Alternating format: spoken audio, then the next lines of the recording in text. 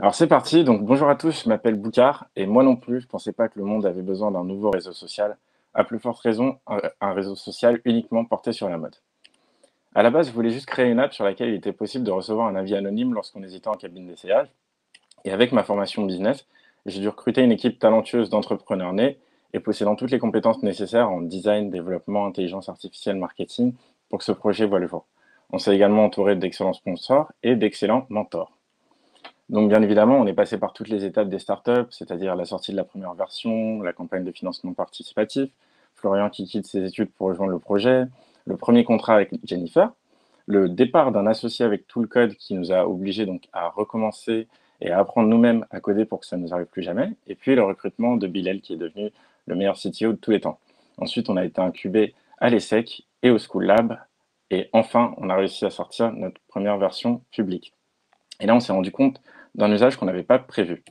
Donc, c'est-à-dire que les utilisateurs ne sont pas servis de l'app pour recevoir des avis uniquement lorsqu'ils hésitaient, mais plutôt pour poster toutes les photos mode qu'ils n'osaient pas poster ailleurs et rencontrer des gens dans ce même état d'esprit.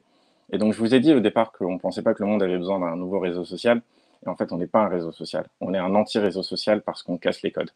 C'est-à-dire que, alors que toutes les autres apps mode, qui ont quand même pas mal de succès, fonctionnent sur le principe des likes et des followers, et donc mettent en lumière les influenceurs et les gens les plus populaires, chez nous, tout le monde est un influenceur sans même chercher à l'être, donc en cherchant uniquement à être la version la plus audacieuse d'eux-mêmes, et pourtant on a 58% d'introvertis dans notre communauté.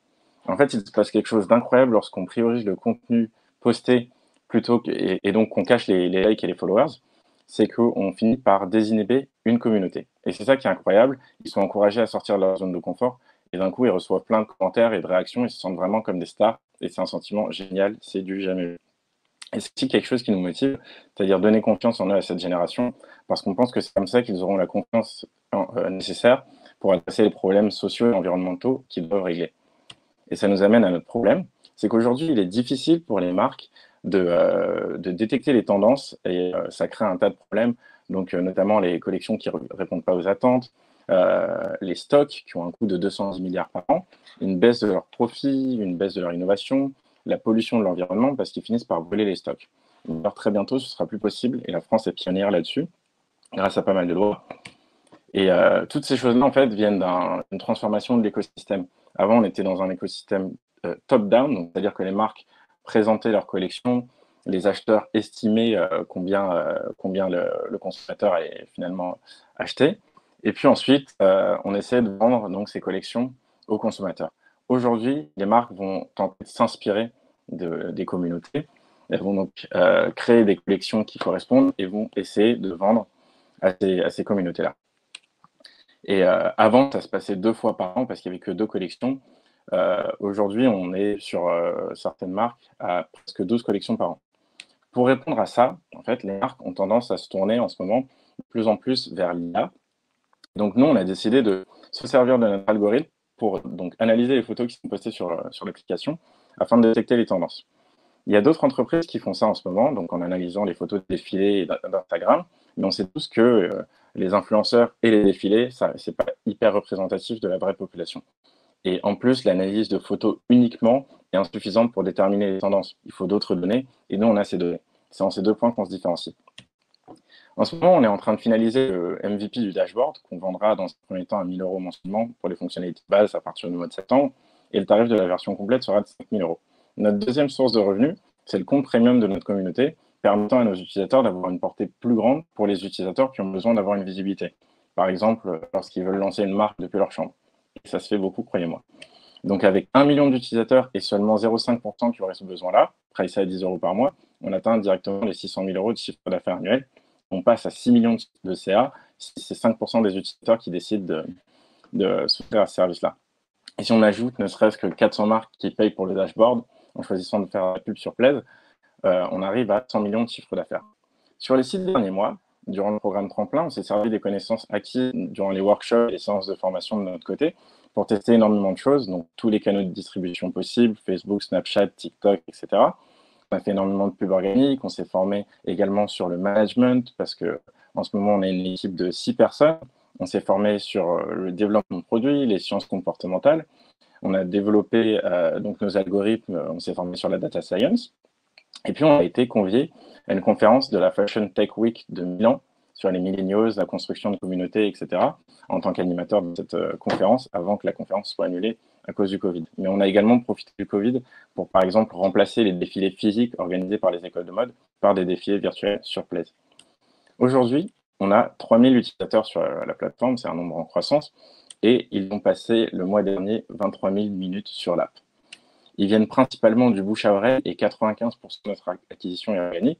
Mais au-delà de ça, on s'est surtout rendu compte qu'on a une rétention qui est quasiment 10 fois supérieure à la moyenne des apps sociales sur notre milieu.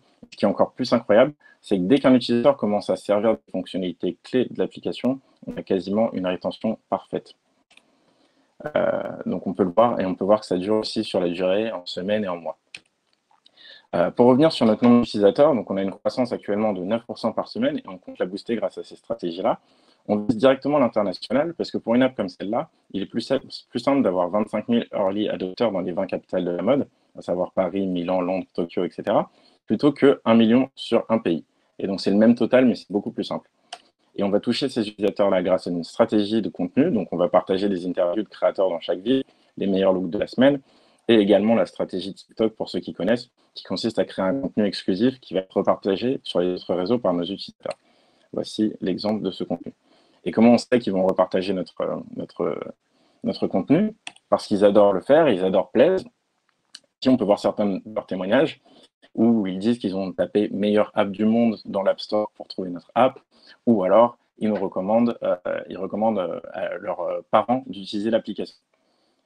La presse également nous adore en parlant de nous comme donc, une app révolutionnaire, l'appli phénomène, l'anti-réseau social préféré des jeunes qui aiment la mode. Donc nous, on a fini par se dire que peut-être que finalement, le monde avait besoin d'un nouveau réseau social 100% mode, un anti-réseau social qui s'appelle Plaise. Merci de votre écoute.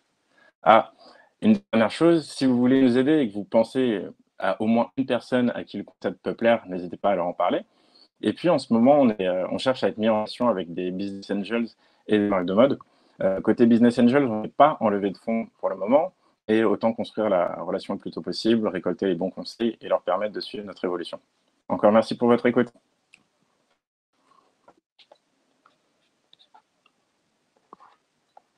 Alors, comment j'arrête le partage?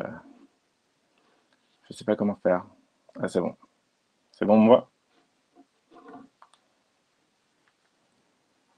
Alors, comment tu te distingues des datas de Eurytech? Quelles données tu as? Donc, par rapport aux datas de Eurytech, Eurytech, c'est une boîte qui va donc être super performante en termes d'intelligence artificielle, donc qui va pouvoir détecter quels vêtements sont portés sur une photo. La problématique, c'est que c'est donc d'une part, c'est uniquement des données sur les vêtements. Ils vont pas avoir des données nécessairement sur l'âge, le sexe des personnes qui portent ces vêtements-là. Ensuite, ils vont avoir des photos qui sont postées sur les réseaux sociaux, sociaux classiques. Donc, qui sont plutôt des photos postées par les influenceurs, etc. Alors que nous, sur notre plateforme, tout le monde est un influenceur parce que tout le monde a une communauté. Donc, on a des données qui sont un peu plus proches du réel. Alors, quel est votre partenariat avec Jennifer? Donc, en fait, le partenariat avec Jennifer, ce qui s'est passé, c'est que Jennifer, ils ont beaucoup de mal à recruter des stylistes qui appartiennent aux jeunes générations, la génération Y, la génération Z, quand ils passent par des agences classiques. Et ils se sont rendus compte qu'on avait énormément de stylistes sur notre application. Donc, ils ont cherché à faire un partenariat avec nous pour pouvoir recruter les stylistes, mais également des brand shoppers. Donc, pour ceux qui ne connaissent pas, les brand shoppers, c'est des personnes qui vont être payées pour aller faire le tour des magasins et pour voir qu'est-ce qui est un peu tendance en ce moment-là. Donc, c'est comme ça qu'on a su que les marques avaient un besoin en termes de détection des tendances. Alors, si IG enlève les likes, est-ce que cela aura un impact sur notre business? Alors, oui et non. En fait, si Instagram enlève les likes, nous, on sera très contents parce que, comme je disais au début, nous, ce qu'on veut, c'est donner confiance en ces générations. Et puis, s'ils enlèvent les likes, donc il y aura potentiellement un impact positif sur la confiance en eux de ces générations-là. Après, je pense pas que ça aura un impact très négatif sur notre business dans la mesure où, au-delà du like, il y a pas mal de codes en fait sur Instagram. Il faut poster des photos qui sont parfaites, qui sont quasiment manufacturées, etc. Alors que sur Place, les gens ont tendance à poster des photos où ils sont un peu plus détendus.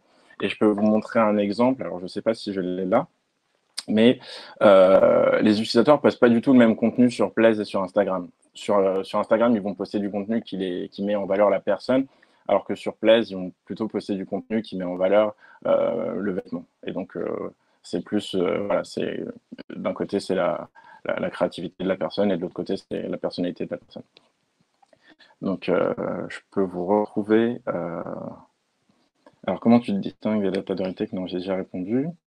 Quelles données tu as? Alors, quelles données j'ai? Donc, on va avoir des données donc, à la fois sur la photo qui a été postée, mais également sur les communautés qui ont été choisies par l'utilisateur lors de son inscription. Donc, s'il considère plutôt comme un passionné de streetwear, quelqu'un qui porte beaucoup de sportswear, quelqu'un qui a un style plutôt classique. Et donc, voilà, on va avoir énormément de données mode que les utilisateurs remplissent eux-mêmes, que n'ont pas nécessairement d'autres plateformes, parce que voilà, ce pas des plateformes qui sont spécialisées sur la mode. Et à l'échelle, comment on compte garder l'état d'esprit de la plateforme. Donc, je ne suis pas sûr de comprendre ce que tu veux dire, Charlotte, par état d'esprit. Si c'est l'état d'esprit bienveillant, de toute façon, on a comment dire, une politique tolérance zéro contre tout ce qui va être harcèlement, ce genre de choses. Fabrice, pardon. Contre tout ce qui va être harcèlement. Et puis donc, je ne sais pas si c'est ça que tu voulais dire par l'état d'esprit de la plateforme. Si tu peux préciser ta question, ça m'aiderait beaucoup. Et après ça, je te laisserai conclure. Mais en fait, je t'ai remis la question parce que c'est Emmanuel qui demandait ça. Je pense que l'état d'esprit, c'était le côté anti-réseau social et du coup, le fait que ça grandisse. Enfin, comment tu gérerais ça? Comment tu gardes cette identité? Voilà. Alors, ok. Alors, en fait, donc le état d'esprit, de manière à ce que ça ne se transforme pas en Instagram. Alors, pourquoi ça ne se transformerait pas en Instagram? Parce que justement, donc, comme c'est une plateforme sur laquelle on ne mettra jamais en lumière le nombre de likes et le nombre de followers, les gens viennent absolument pas pour la popularité. Parce que s'ils veulent la popularité, ils peuvent aller la chercher sur Instagram. Donc, c'est vraiment des motivations différentes. Ok, Et super clair. c'est quelque chose qui est compatible parce que justement, on se rend compte que les utilisateurs ont tendance à utiliser de plus en plus de plateformes différentes pour faire des choses spécifiques. Tout comme on voit qu'aujourd'hui, les utilisateurs utilisent Twitch pour regarder des lives de jeux vidéo plutôt que de le regarder sur YouTube. Et on pense que le futur des réseaux sociaux, ça va être des réseaux sociaux verticaux parce que les réseaux qui arrivent à maturité comme Instagram finissent par être saturés. Sur ces réseaux-là, on découvre de moins en moins de choses parce que le nombre de comptes qu'on va follow va décroître avec le temps, le nombre de comptes qu'on va unfollow va croître avec le temps. Donc, on va vers des réseaux sociaux qui sont de plus en plus verticaux. Ok, top. Bravo, Boucar, c'était top. Merci.